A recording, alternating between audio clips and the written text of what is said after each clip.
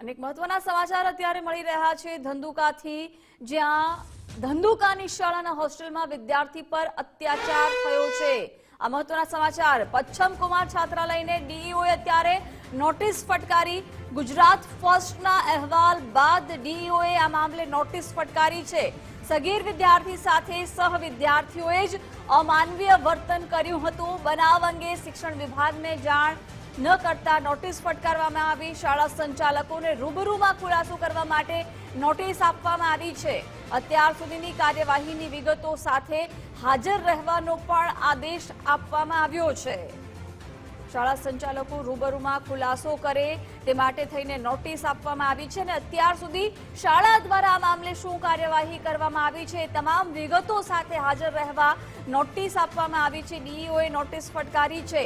Pachham Kumar છાત્રાલયને ડીઈઓએ notice ફટકારી। અગાઉ ગુજરાત ફર્સ્ટે પણ આ અહેવાલ બતાવ્યો હતો, જ્યાં શાળામાં જ વિદ્યાર્થી પર સહ વિદ્યાર્થી દ્વારા અમાનવીય વ્યવહાર કરાયો હતો। વિગતો સાથે અર્પિત જોડાઈ ગયા છે। અર્પિત, જે પ્રકારે બનાવ બન્યો હતો, રેગિંગની ઘટના, જ્યાં શાળાના જ એક વિદ્યાર્થી બીજા વિદ્યાર્થીઓ સાથે અમાનવીય વ્યવહાર કર્યો હતો, હવે ડીઈઓએ આ મામલે પગલાં લીધા છે અને નોટિસ ફટકારી છે।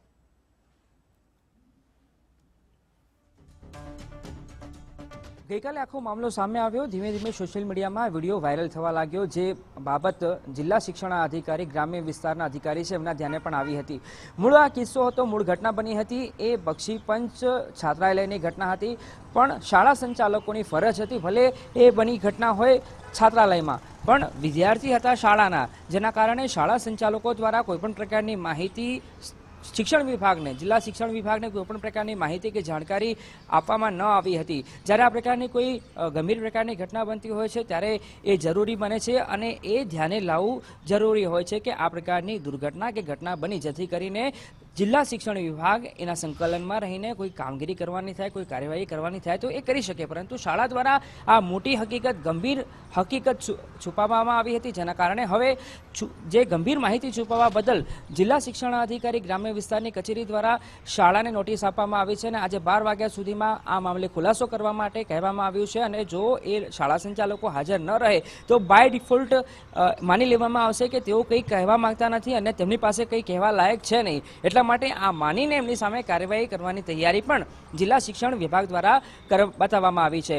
ગઈકાલે આ વિડીયો સોશિયલ મીડિયામાં વાયરલ થયો હતો। આ પત્રમાં ઉલ્લેખ કરવામાં આવ્યો છે, ગુજરાત ફર્સ્ટનો ઉલ્લેખ કરવામાં આવ્યો છે, નામજોગ એ ઉલ્લેખ કરવામાં આવ્યો છે કે ગુજરાત ફર્સ્ટે અહેવાલ બતાવ્યો હતો અને એ અહેવાલ જિલ્લા શિક્ષણ વિભાગના ધ્યાને આવ્યો હતો। અને આ પ્રકારની ગંભીર ઘટના અત્યાર સુધી એવું મોટાભાગે ધ્યાને આવતું હોય છે કે ખાસ પાછલા કેટલાક વર્ષોમાં 4 થી 5 વર્ષ દરમિયાન એ સામે આવ્યું છે કે જે રેગિંગની ઘટના હોય છે, રેગિંગની ઘટના મોટાભાગે મહત્તમ મેડિકલના છાત્રો સાથે બનતી હોય। જ્યારે ધોરણ 12 પૂરું કરીને એમબીબીએસમાં પ્રવેશ લેતા હોય છે વિદ્યાર્થીઓ, ત્યારે મોટાભાગે સામે આવ્યું છે કે એમબીબીએસના વિદ્યાર્થીઓ સાથે રેગિંગની ઘટના બનતી। જી બિલકુલ અર્પિત, આપને રોકવા માંગીશ। આપણી સાથે ડીઈઓ કૃપાબેન જહાં પણ જોડાઈ ગયા છે।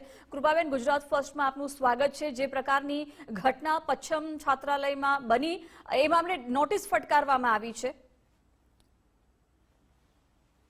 સામાજિક ન્યાય અધિકારીતા વિભાગના દ્વારા સંચાલિત છાત્રાલય છે, જેમાં ખૂબ જ નિંદનીય ઘટના બની છે।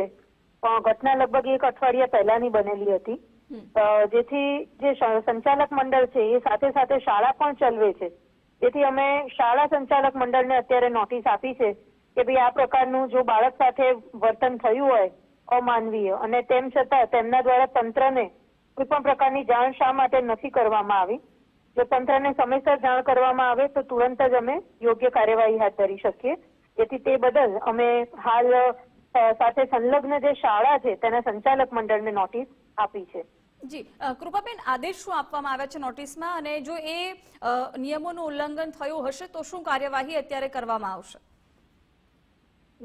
નિયમોનું ઉલ્લંઘન થયું હશે, મૂળ ગ્રાન્ટીનેટ સંસ્થાઓ ગ્રાન્ટીનેટ કોડની જોગવાઈઓ મુજબ કાર્યરત હોય છે, અને નિયમોનું ઉલ્લંઘન થયેલું જણાશે તો ગ્રાન્ટીનેટ કોડની જોગવાઈઓ મુજબ તેઓ સામે અમે ચોક્કસ વિષય કાર્યવાહી કરશું। અને જે બાળક છે તેને પણ યોગ્ય ન્યાય મળી રહે, સાથે સાથે જે અન્ય બાળકો છે એ પણ આ પ્રકારે રેગિંગ જેવી ઘટના સાથે જોડાયા છે તો બાળકો માટે પણ અમે આપના માધ્યમથી સંદેશ આપીશું અને બાળકો આ પ્રકારે શાળા કક્ષાએ આવું વર્તન ન કરે તે બાબતે પણ બાળકોમાં જાગૃતિ લાવવા પણ અમે આગામી સમયમાં પ્રયત્નો કરીશું. જી કૃપાબેન, આપ અમારી સાથે જોડાયા, આભાર આપનો. તો જે પ્રકારે ડીઈઓ સાથે આપણે વાત કરી અને ડીઈઓ કૃપાબેને કહ્યું કે આદેશ આપવામાં આવ્યા છે કે જવાબ રજૂ કરે કે આખરે કેમ તંત્રને જાણ ન કરી આ મામલે કાર્યવાહી કરવામાં આવશે.